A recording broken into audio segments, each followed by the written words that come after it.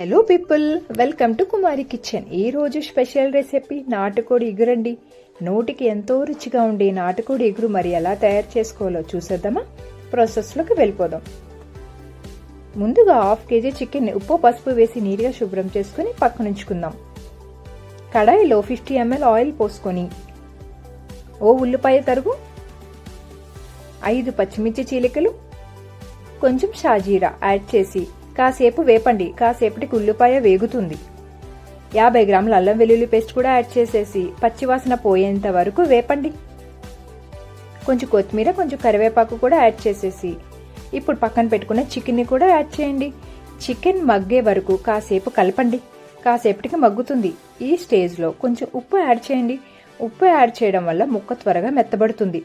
కాసేపు కలుపుకొని ఇప్పుడు 10 minutes మూత పెట్టుకుని పక్కన ఉంచుకుందాం. ఇప్పుడు మసాలా కోసం మిక్సీ జార్లో 2 ఉల్లిపాయ ముక్కలు, కొంచెం గసగసాలు, కొంచెం జీడిపప్పు బాదం పప్పు, కొంచెం ధనియాలు, కొంచెం జీలకర్ర, కొంచెం తెల్ల నువ్వులు కూడా యాడ్ చేసి ఫైన్గా పేస్ట్ చేసుకుందాం.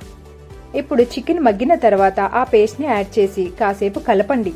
ఈ మసాలా అంతా ముక్కకి బాగా పట్టే వరకు ఓ 5 minutes కలిపి పక్కన ఉంచుకుందాం.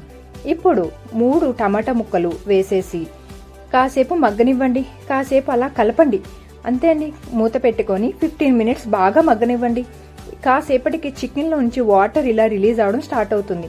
ఈ స్టేజ్లో కాసేపు కలుపుకొని ఇప్పుడు 3 tablespoon కారం, రుచికి సరిపడా ఉప్పు, అలాగే గరం మసాలా పౌడర్ కూడా యాడ్ చేయండి.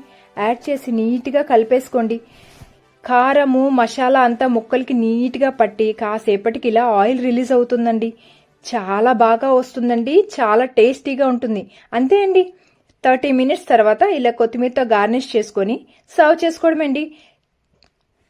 చిల్లి గారితో అయినా, రోటీస్తో అయినా, అన్నంతో అయినా, బగారా రైస్తో అయినా, దేనితో అయినా పర్ఫెక్ట్గా కుదిరే ఈ గ్రేవీ కర్రీ నచ్చిందా మీకు? నచ్చితే తప్పకుండా ట్రై చేయండి. Please subscribe to my channel. Thank you.